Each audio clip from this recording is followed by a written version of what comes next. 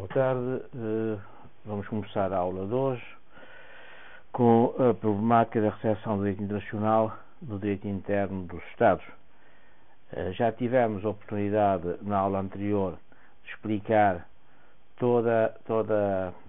os mecanismos e as teorias da recepção do direito internacional no direito interno,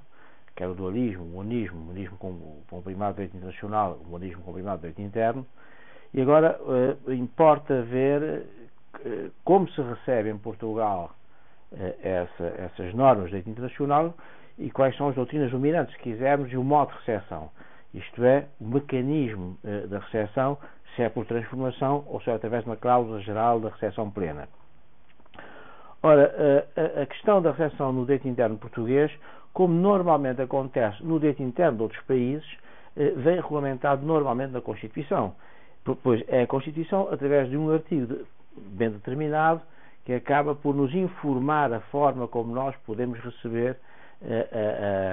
as normas internacionais no quadro do direito interno português. E no nosso caso é o artigo 8º da Constituição, com os seus 4 números, que foram sendo, o terceiro e o quarto foi sendo acrescentado a partir de algumas das revisões a partir de 76,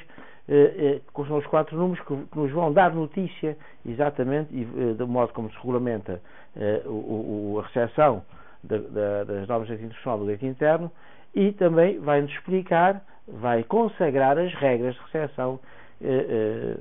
no direito interno. Em primeiro lugar, convém dizer-vos que a recepção, o artigo 8º, distingue, digamos assim, ou com correção, distingue mesmo as normas do direito internacional geral ou costumeiro e as normas do direito convencional ou pactício. Essa distinção é importante pela própria natureza distinta, também pela diferente natureza dessas normas, isto é, do costume e dos tratados, como iremos ver. No que se refere, e dando uma panorâmica geral daquilo que diz o artigo 8º, vamos verificar que ele começa por fazer essa distinção, começa por estabelecer logo no seu número 1 como se recebe o costume geral, o direito costumeiro geral, o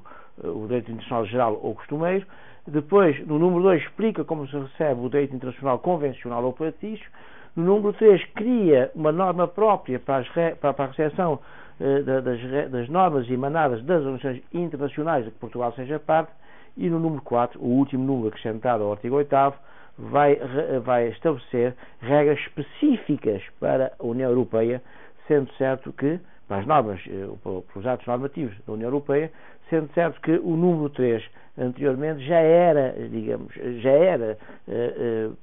tinha sido uma previsão estabelecida exatamente por causa da União Europeia, mas que acabou por ser muito ampla e abranger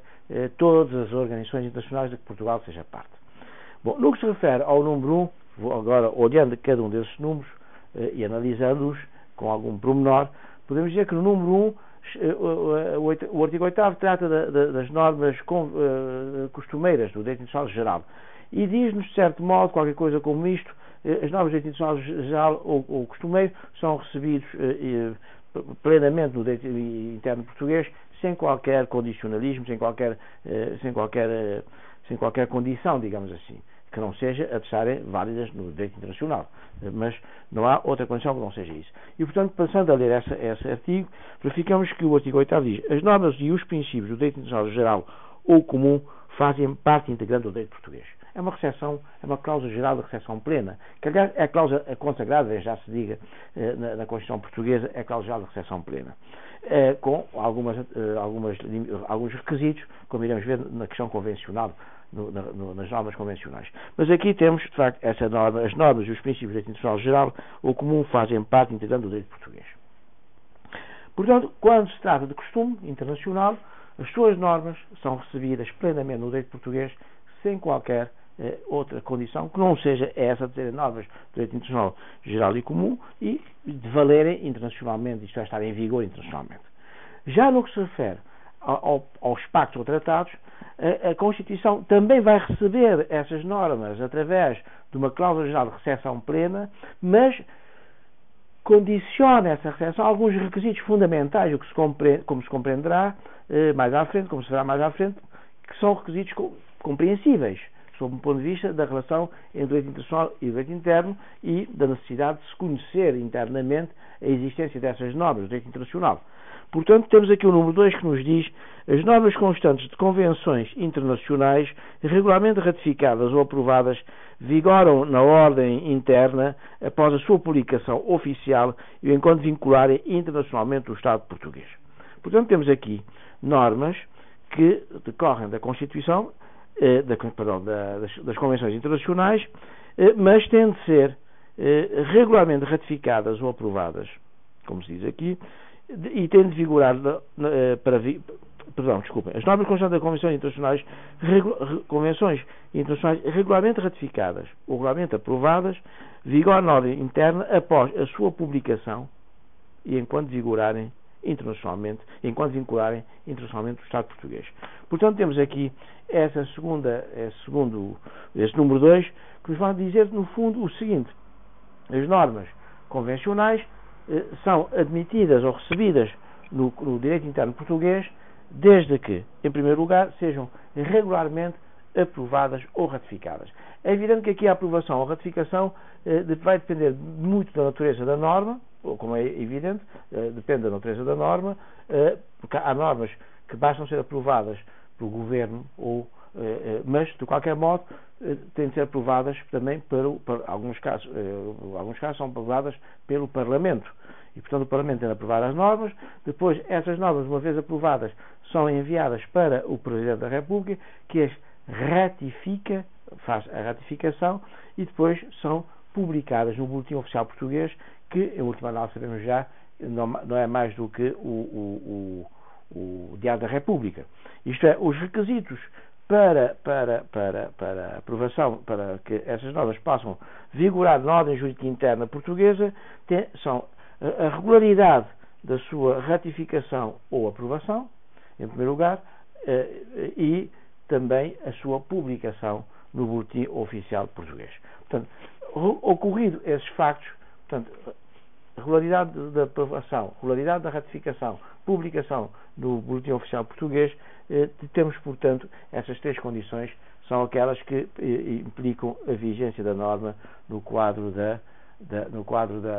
nossa ordem jurídica interna, isto é, a recepção dessa norma na ordem jurídica interna e o início da sua vigência também na ordem da norma.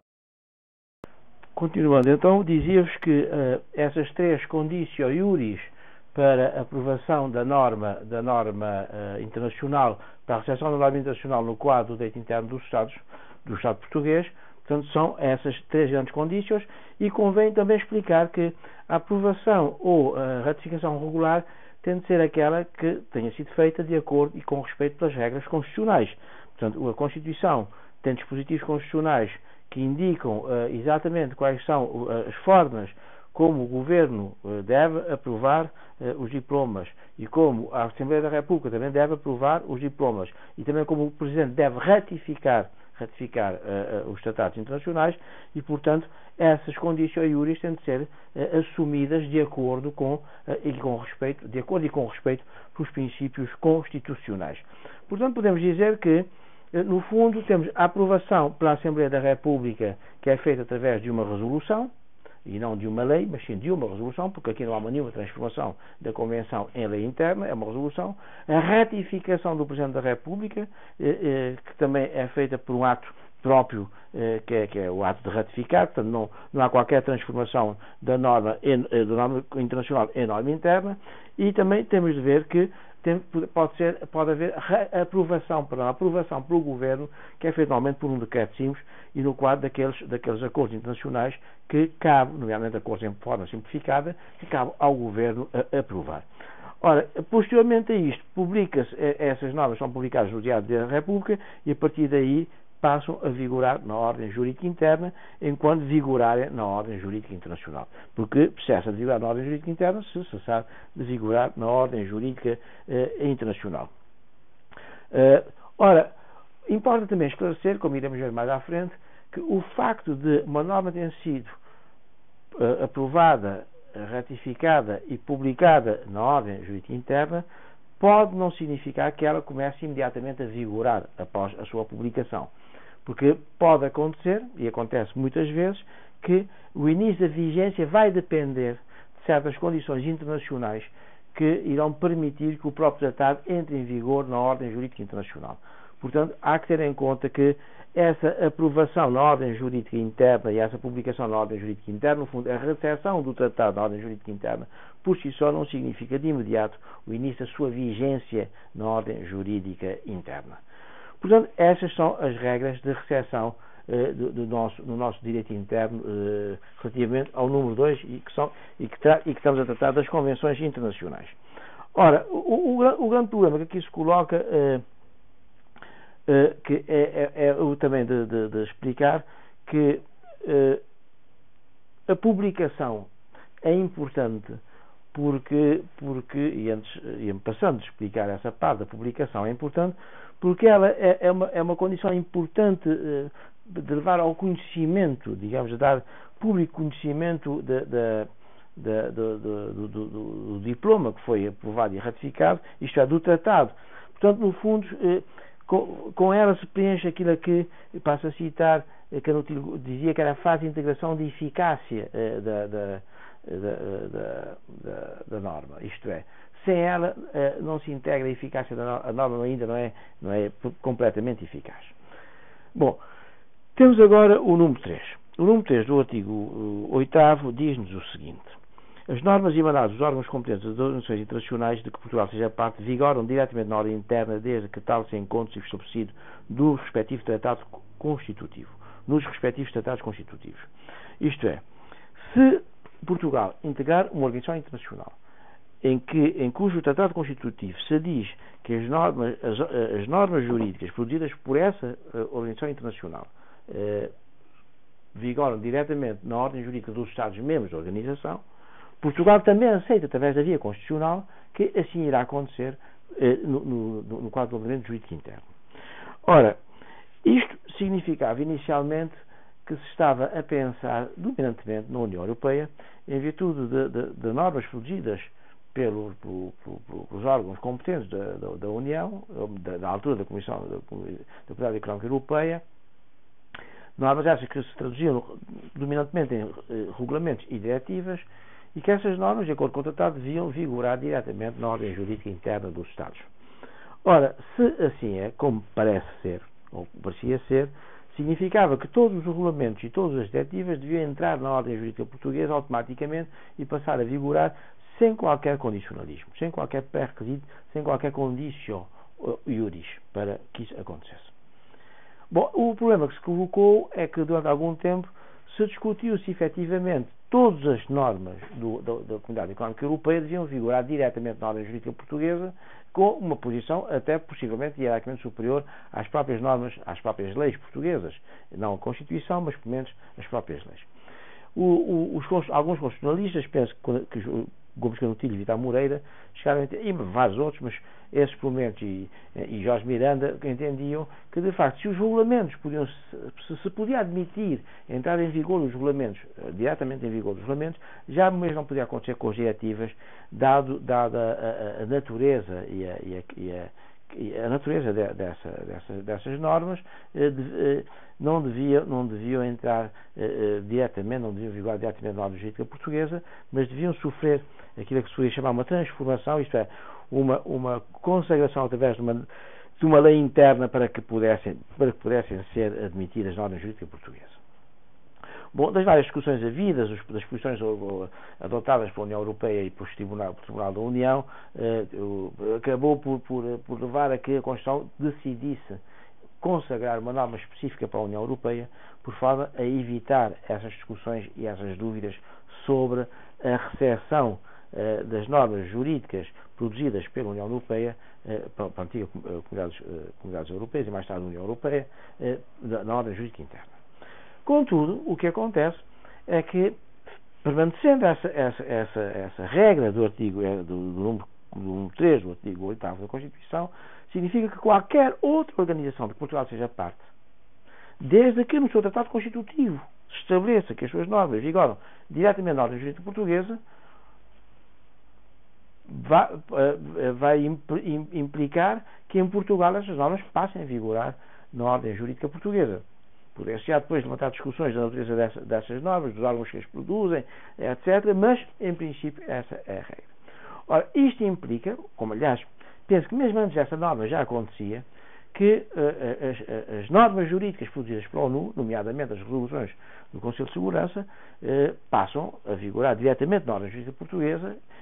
implicam, digamos, obrigações diretas e imediatas para o Estado português, sem necessidade de qualquer recepção, dado que o artigo 24 da Carta das Nações Unidas e o artigo 25 da Carta das Nações Unidas acabam por consagrar, de certo modo, esse princípio, nomeadamente que é uma consagração feita de uma forma que eu diria interessante, porque é feita através do mecanismo deixa-me ler o artigo 24 e 25, do mecanismo do mandato conferido a esse órgão, nomeadamente ao Conselho de Segurança, portanto, às próprias Nações Unidas, porque diz o artigo 24, diz-nos o seguinte: a fim de assegurar uma ação pronta e eficaz por parte das Nações Unidas, os seus membros conferem ao Conselho de Segurança a principal responsabilidade da manutenção da paz e da segurança internacionais e concordam em que, no cumprimento dos deveres impostos por essa responsabilidade, o Conselho de Segurança haja em nome deles. Portanto, conferiram um mandato representativo, se quisermos, ao Conselho de Segurança para agir em nome deles, para produzir, digamos, normas capazes de assegurar a manutenção da paz e segurança internacionais. Portanto, no cumprimento desses deveres, o Conselho de Segurança agirá de acordo com os objetivos e princípios das Nações Unidas, diz no número 2, e os poderes específicos concedidos ao Conselho de Segurança para o cumprimento dos referidos deveres são definidos no capítulo 6, 7º, 8º e 9º. Depois, o artigo 25 diz: os membros das Nações Unidas concordam em aceitar e aplicar as decisões do Conselho de Segurança de acordo com o presente Carta. Portanto, perante essa norma da Carta das Nações Unidas, pensamos que, conjugado com o número 2 do artigo 8º, deixou de haver qualquer dúvida, se aqui havia dúvidas quanto a isso, penso que não haveria, mas se dúvida houvesse, de que as resoluções do Conselho de Segurança são imediatamente aplicáveis no foro interno português. No que se refere, portanto, às nações, ao número 4, que se diz respeito diretamente à União Europeia. O número 4 diz: as disposições dos tratados que regem a União Europeia e as normas emanadas das suas instituições no exercício das respectivas competências são aplicáveis na ordem interna nos termos definidos pelo direito da União, com respeito pelos princípios fundamentais do Estado de Direito Democrático. Portanto, atribui-se ao direito da União definir os termos da recepção das normas na ordem jurídica dos Estados-membros, e aquilo que for definido, Portugal aceita e as normas entram e passam a vigorar diretamente na ordem jurídica interna portuguesa, independentemente de qualquer recepção, desde que, obviamente, respeitem os princípios fundamentais do Estado de Direito Democrático, que é, digamos, um princípio basilar do nosso Estado e que é consagrado na nossa Constituição. Portanto, temos aqui, de facto, as regras fundamentais da recepção das normas jurídicas do nosso direito interno, e, como podem ver, são consagradas pelo artigo 8º da Constituição, nos seus vários números, e de acordo com esses números, vamos ver, começamos pela recepção do direito costumeiro, do direito pactício, e depois do quadro dominantemente do direito pactício, das normas das organizações internacionais em geral e, especificamente, das normas da União Europeia, consagradas pela União Europeia.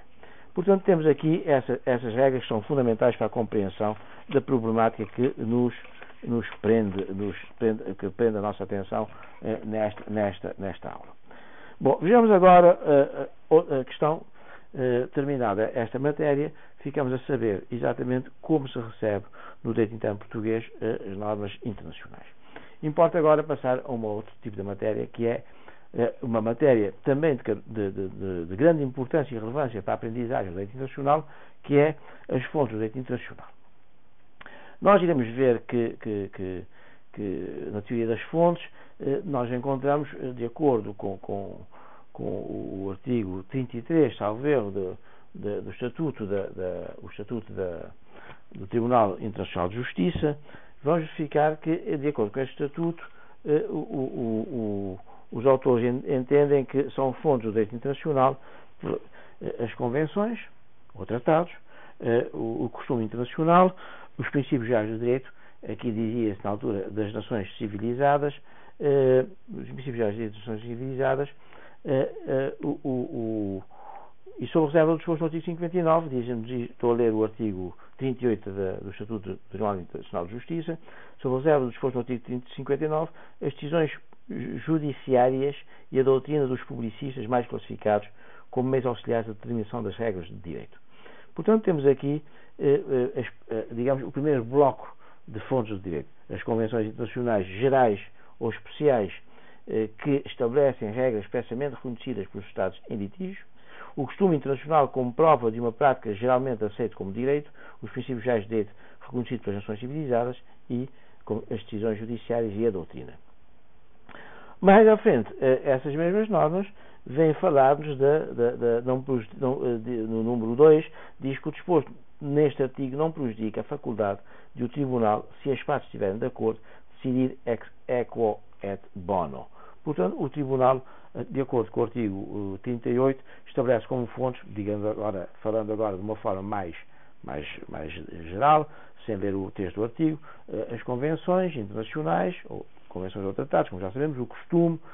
os princípios gerais de direito, a jurisprudência e a doutrina e a equidade. Essas são as grandes fontes. É claro que, como pode ver-se do artigo 38, parece, e a doutrina vai acentuando, que de facto as fontes principais são os tratados e os costumes, e as fontes auxiliares ou secundárias seriam os princípios gerais de direito das nações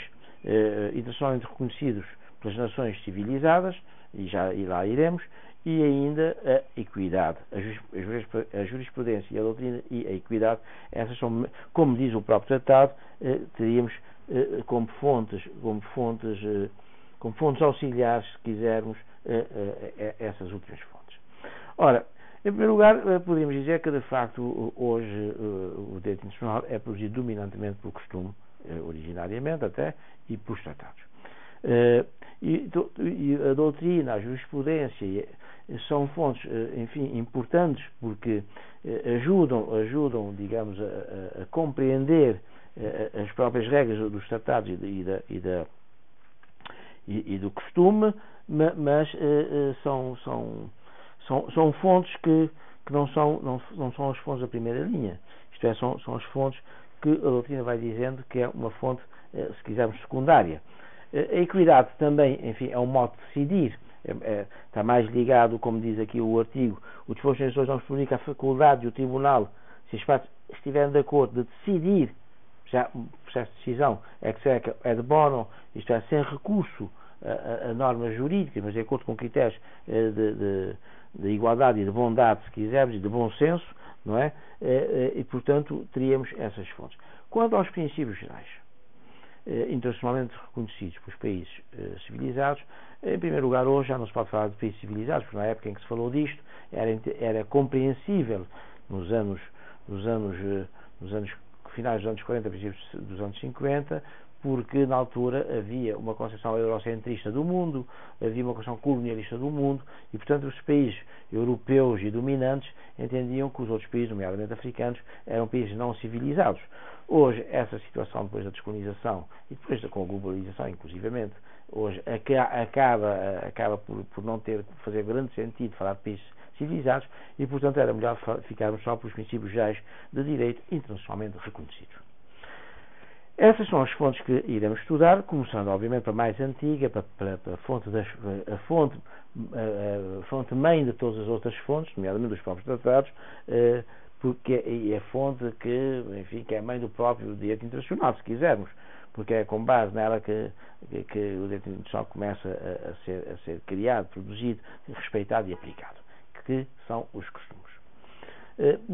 Visto isto, importa, portanto, tratar os costumes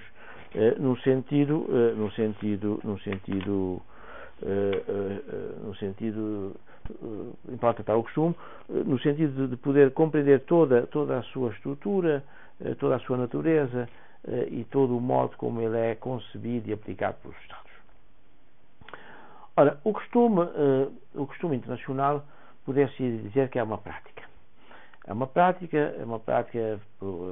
enfim, desenvolvida pelos sujeitos do direito internacional, máxime os Estados. Prática é essa que acaba por,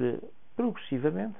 começar a ser aceita por todos os sujeitos e progressivamente começar a ser entendida como obrigatória juridicamente para todos eles. Ora, é nessa perspectiva que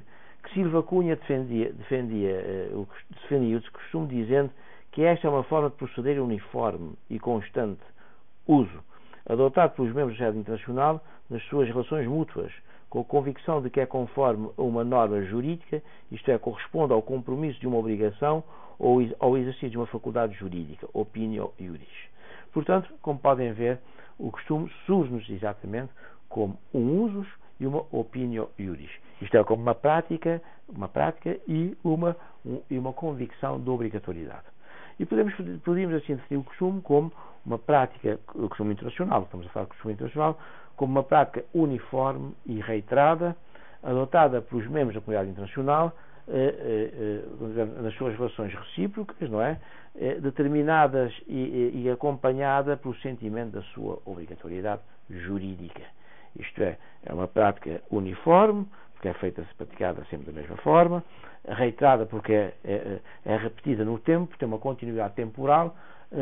que é desenvolvida nas relações recíprocas dos membros da comunidade internacional, e aqui falamos dos membros da comunidade internacional, porque hoje já não são só os Estados, como antigamente acontecia, já temos também as relações internacionais e outros sujeitos que podem desenvolver essa prática e criar novas jurisdições através delas, mas o importante também é que haja opinião iuris, isto é, que essa prática seja desenvolvida com a convicção de que ela é obrigatória para todos os membros da comunidade internacional. Portanto, analisando este conceito, verificamos que nele encontramos dois grandes elementos. O elemento material, o usus, isto é, o material é o usus ou corpus, e o elemento subjetivo ou psicológico, que é a convicção da obrigatoriedade, que é o animus. Portanto, é o usus e o animus, é essa prática reiterada e com o sentimento psicológico ou a convicção da sua obrigatoriedade jurídica, é que de facto vai acabar por permitir que se possa falar de costume internacional, como uma fonte do direito. Mas importa dizer aqui que de facto o usus, quer o usus, quer o animus, são essenciais para a formação do costume. Isto é, um costume não pode formar sem usus e sem animus, isto é, sem a articulação do usus e do animus. Embora alguns autores entendem que bastava o usus para que se desse a prática, porque torna-se muito difícil fazer a prova do sentimento psicológico, da convicção psicológica, da convicção da obrigatoriedade, e portanto para esses autores, nomeadamente Guggenheim, a opinio iuris vel necessitatis pressuporia, digamos, a existência de uma regra autónoma, mas independente da regra que confere aos atos exteriores a dignidade de normas jurídicas. Ora, é difícil fazer a prova dessa regra e, portanto, seria dispensável essa mesma regra. Aliás, esta é, de certo modo, a posição de Hans Kelsen, que, como sabemos, quer expurgar do direito de todos os psicologismos e, portanto, ele entende que, e passo a citar, a existência do costume deve ser considerada como provada desde que os atos positivos ou negativos que se repetem se tornem expressões de uma conduta que os órgãos competentes qualificam como costume. Portanto, há aqui, digamos, toda uma perspectiva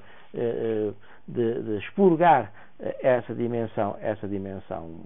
psicológica, mas entendemos que ela é fundamental para a formação do costume, e sem ela não haverá verdadeiramente costume, mas sim um mero uso, uma mera prática reiterada, uma mera tradição, se quisermos, mas que não forma propriamente qualquer regra jurídica. É claro que o usus, para que possa ser, de facto, um elemento importante do costume internacional, tem de ser um usus generalizado no espaço e no tempo. Isto é, tem de ser um usus que ao longo do tempo vai sendo praticado, isto é, os Estados tendem a aceitar constantemente na sua prática, tendem de praticar, tendem de exercer e desenvolver a sua prática sempre da mesma forma e repetidamente ao longo do tempo, mas também é um uso que tem de ser generalizado no espaço. Isto é, uma generalização espacial porque usa-se uma dimensão de obrigatoriedade para vários Estados, para se impor ao território de vários Estados. Portanto, essa generalidade no tempo com a generalidade no espaço conferem ao uso a sua característica específica de uma prática própria para a formação de um costume. Quanto ao elemento psicológico, o ânimos, é a convicção da obrigatoriedade, é o convencimento que cada Estado tem de que aquela prática é obrigatória juridicamente para esse Estado, isto é, para que possa agir no quadro do direito internacional, tendo praticado daquela forma, reiteradamente, durante muito tempo, quer no espaço, quer no tempo, tendo de ter aquela prática e tendo de estar convencido de que, se assim não for, não está a agir de acordo com as regras do direito internacional. Portanto, essa é, de facto, os elementos fundamentais do costume, o usus e o corpus, sendo certo, o uso ou corpus e o animus, sendo certo que para certos autores, Kelsen, Guggenheim e outros, entendem que o elemento psicológico é dispensável, bastava essa objetividade da prática e do seu exercício prolongado no tempo, para saber que havia um costume. Entendemos nós, e vários outros autores, aliás, e nós mesmos, que não haverá costume se não houver essa articulação de usos e de ânimos numa unidade que é capaz de produzir normas jurídicas e de levar a que os Estados se convençam de que aquela prática é juridicamente obrigatória. Qual é a natureza jurídica do costume? Para os justnaturalistas, o costume é algo que se forma dominantemente espontaneamente, quer dizer, não tem um princípio determinado, não se sabe propriamente onde começou e, portanto, o seu valor deriva exatamente da opinio iuris, daquela prática reiterada que vem ao longo dos tempos e que os Estados vão aceitando a partir do momento em que entram em relações entre si no quadro do sociedade internacional. Santi Romano, como diria Santi Romano, a sua origem é inconsciente e involuntária e o seu valor deriva não do facto de ter havido intenção de o criar, mas da convicção da sua obrigatoriedade. Portanto, esta é, de facto, a ideia que os justnaturalistas atribuem ao costume, que é uma ideia que me parece correta, porque, em boa verdade, quando se inicia a prática, uma certa prática, muitas vezes, ou grande parte das vezes, inconscientemente, não se tem ideia de que essa prática está a ser criada propositadamente para gerar uma norma jurídica. Ela vai se impondo a um inconsciente e uma involuntariedade que acaba por assumir uma dimensão jurídica pela convicção que cria nos membros da sociedade internacional que exercem essa prática de que ela é obrigatória. Já os positivistas, na esteira de Grotius, entendiam que o costume era um acordo tácito. Portanto, não havia, de facto, uma prática inconsciente e involuntária que se ia desenvolvendo ao longo do tempo, criando a ideia de que ela era juridicamente obrigatória, mas sim que havia um acordo tácito entre os vários Estados e, com base nesse acordo, o costume nasceria quase que naturalmente para a comunidade jurídica internacional. Portanto, mas se nós olhássemos isso nessa perspectiva, poderíamos então dizer que não estamos perante um costume, mas estaríamos perante um tratado, porque os tratados também não são obrigatoriamente escritos, levados a escrito, pode haver tratados feitos sem ser por escrito, e portanto teríamos então aqui uma ideia de um acordo tácito entre os Estados, o que seria também um pouco perigoso, porque geraria digamos, a ideia de que aqueles Estados que não tivessem participado nesse acordo não poderiam ser obrigados pelo costume internacional, porque não participaram no acordo tácito e, portanto, não podiam exercer, digamos, cumprir essas regras, estariam isentas delas, o que não acontece em bom rigor a nível internacional. Portanto, podemos assentar a ideia de que o costume tem uma natureza inconsciente, involuntária, não há uma intenção propriamente de a criar, ela vai se desenvolvendo e vai se impondo no tempo e vai criando a convicção jurídica da obrigatoriedade entre os membros da sociedade internacional, sejam os Estados, sejam as organizações internacionais. Ora, é claro que durante séculos e séculos, desde que os homens, as comunidades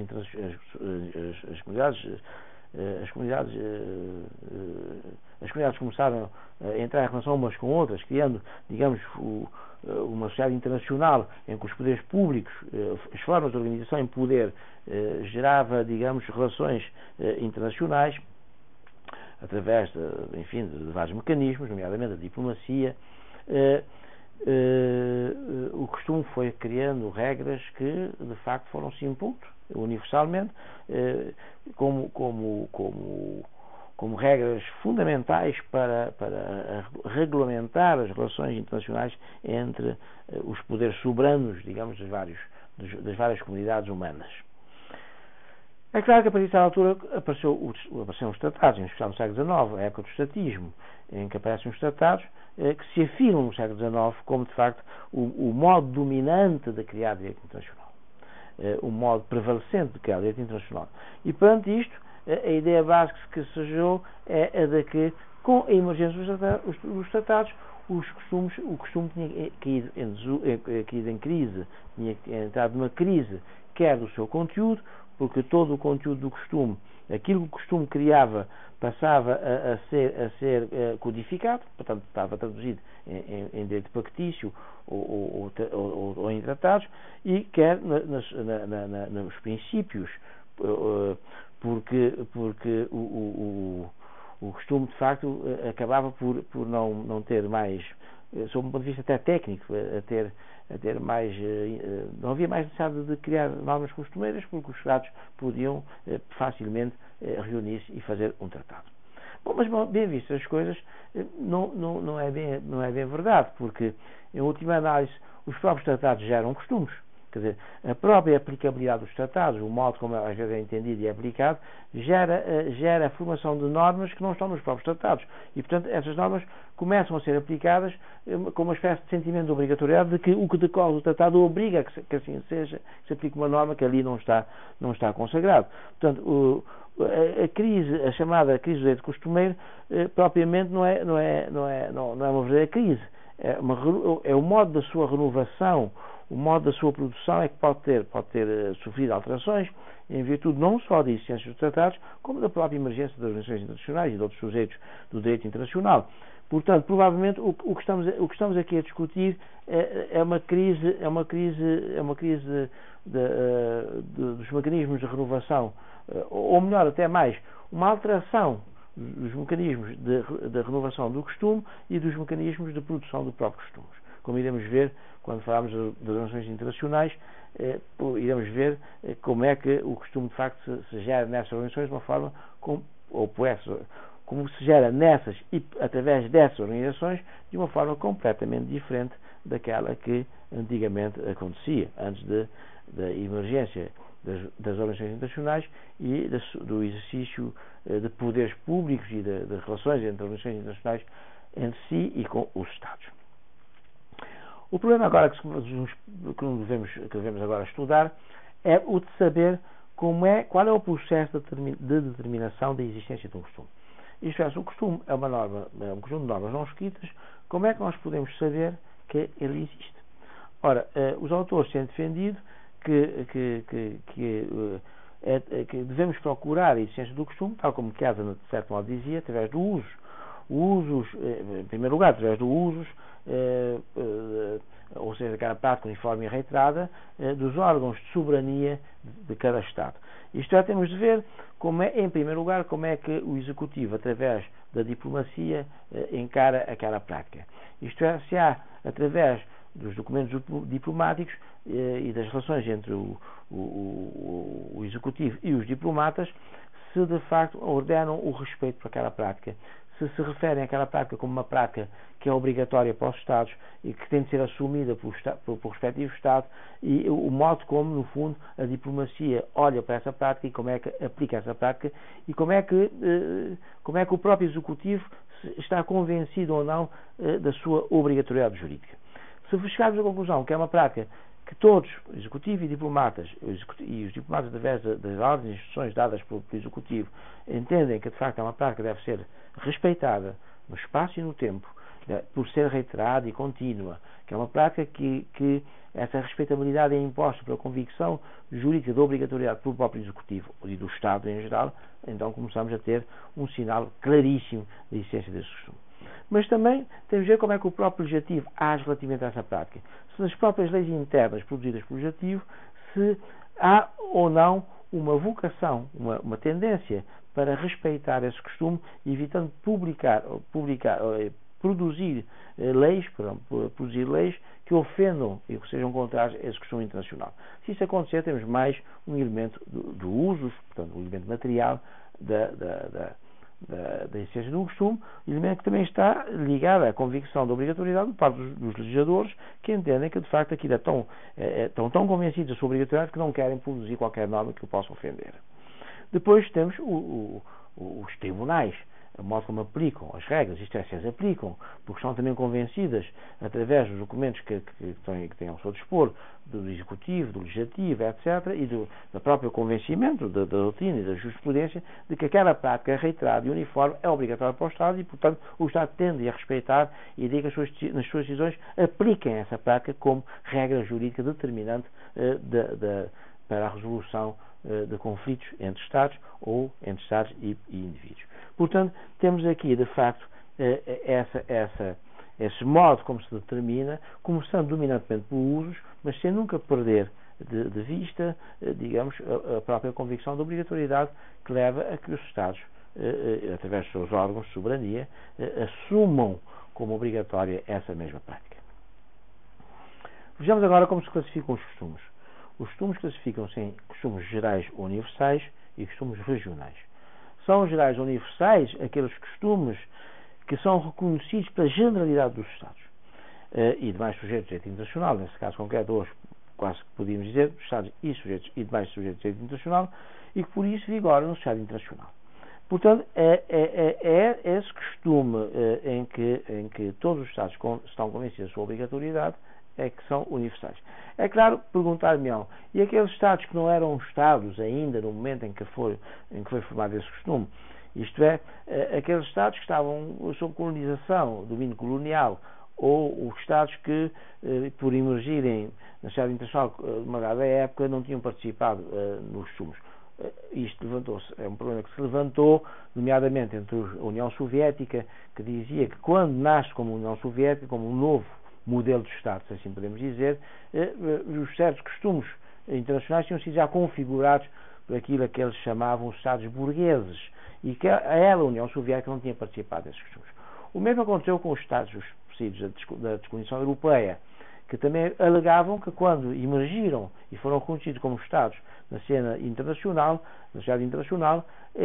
esses costumes já existiam, tinham sido criados e conformados por Estados burgueses ou Estados coloniais e, portanto, eles não tinham nenhuma obrigação de respeitar esses costumes.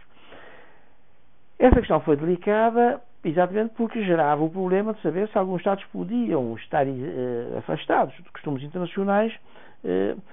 de qualquer forma, só porque apareceram e nasceram, digamos, e afirmaram-se e entraram nas relações internacionais após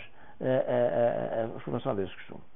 Ora, Tunkin, um grande jurista soviético até, veio resolver esse problema dizendo, e depois irei ler, dizendo mais ou menos o seguinte: se esses Estados, quando entram nas relações internacionais, entram no quadro de uma comunidade, de um ordenamento jurídico internacional formado por esses costumes, para poderem participar nessas relações, têm de aceitar as regras que existiam nesse ordenamento jurídico antes da sua entrada. Isto é, não era determinante de que tivessem participado na formação dessas regras costumeiras para que elas os obrigasse como Estados, mas o importante é que essas regras fossem essenciais para a formação do direito internacional geral e para o ordenamento jurídico internacional à data em que entraram nas relações internacionais.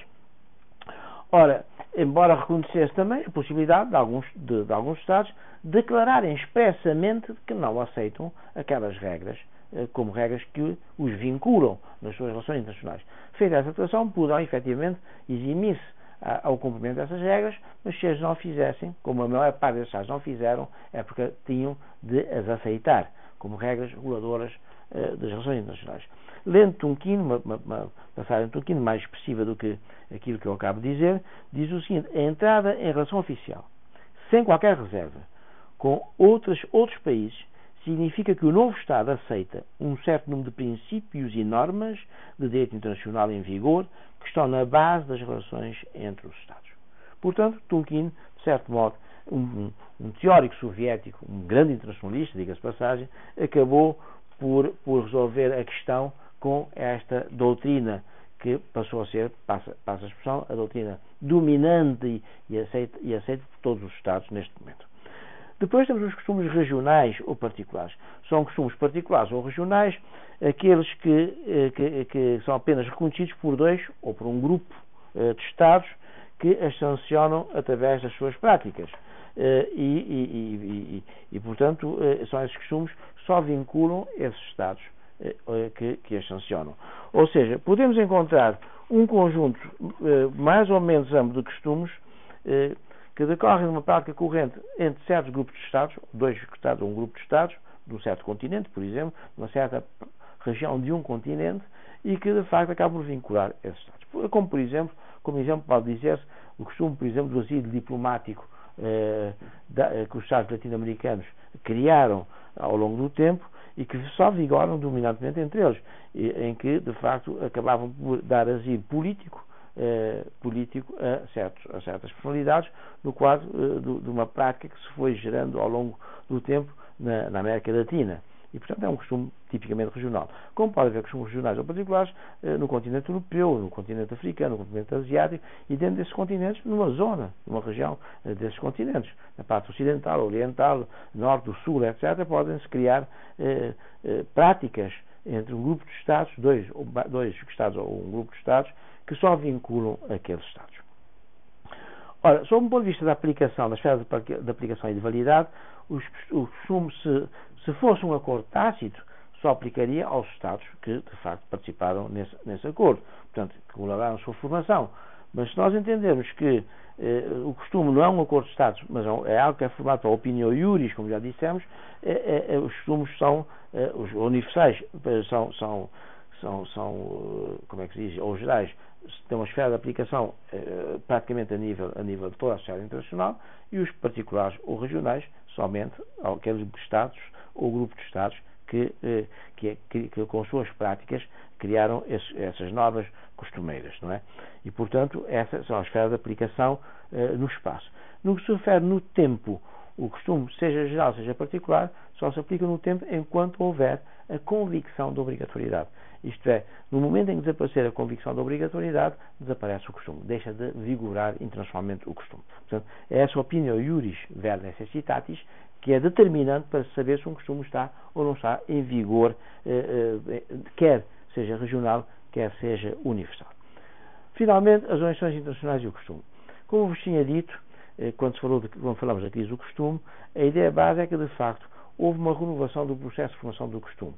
Hoje, o costume, nomeadamente o costume criado pelas organizações internacionais, é um costume que muitas vezes antecede, digamos,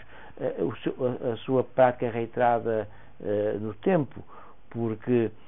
são o grupo de Estados que fazem parte dessa organização que diria de repente, ou de uma forma mais célere,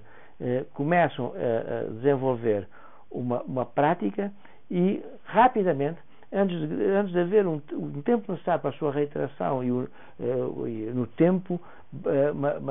uma prática que é uniforme e constante para todos durante algum período de tempo, aceitam-na como costume e começam a reclamar o respeito por essa prática como se fosse normas jurídicas.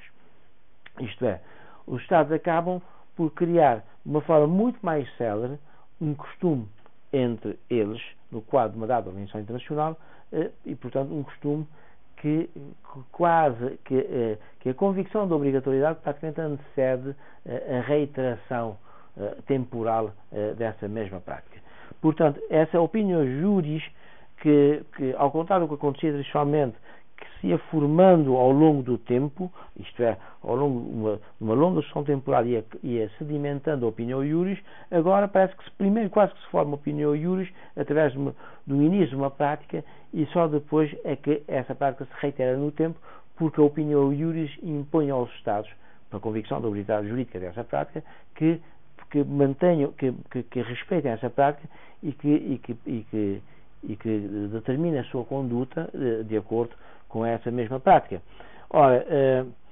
é exatamente isto que tem gerado, digamos, um novo modo, não só de formação, como de revelação do costume. Isto há uma certa originalidade, se quiser, na formação do costume, caracterizado pelo seu dinamismo, o que confere uma natureza evolutiva, digamos, ao seu próprio conteúdo, não é? Como pode ver-se. Portanto, este problema também é importante porque acaba por contribuir rapidamente para uma codificação do costume, isto é, esses costumes muitas vezes acabam por dar causa a um tratado, a um pacto escrito, na exata medida em que os Estados acabam por entender, dada a tendência para reduzir em escrito a maior parte das normas que pretendem criar, ou daquelas que já criaram e que estão a cumprir, acabam por rapidamente ter uma vocação codificadora, se quisermos, do direito internacional, através da transformação dessas regras do costume em regras de tratados internacionais, em regras escritas. Portanto, o que muitas vezes leva a que o próprio costume temporalmente se mantenha,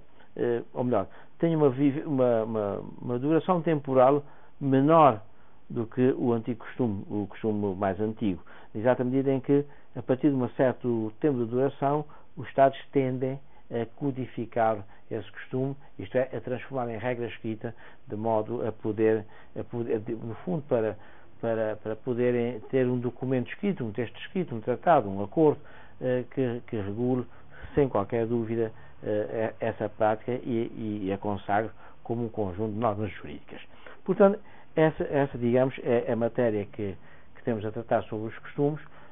sobre o costume internacional, perdão, e temos a realçar que, essencialmente, é no costume, a origem, a fonte originária do direito internacional foi dominantemente o costume, embora sabemos que houve períodos antigos, da época da humanidade, em que houve alguns tratados muito importantes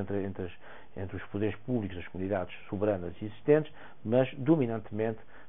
foi com base no costume que o direito internacional emergiu e se formou como direito, criando princípios costumeiros ou gerais importantíssimos, como, por exemplo, o princípio geral da boa-fé, o princípio da pacta sunt servanda, o princípio da liberdade dos mares, etc., que hoje são consagrados em vários tratados internacionais.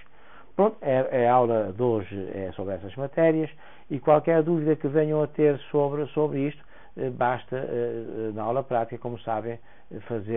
pedir à minha colega para, enfim, elucidar essas dúvidas, ou, mesmo na próxima aula, se assim entenderem, poderão colocar as questões que vos perturba por não as serem compreendidas convenientemente, para serem esclarecidas nessa aula. Muito obrigado, até à próxima.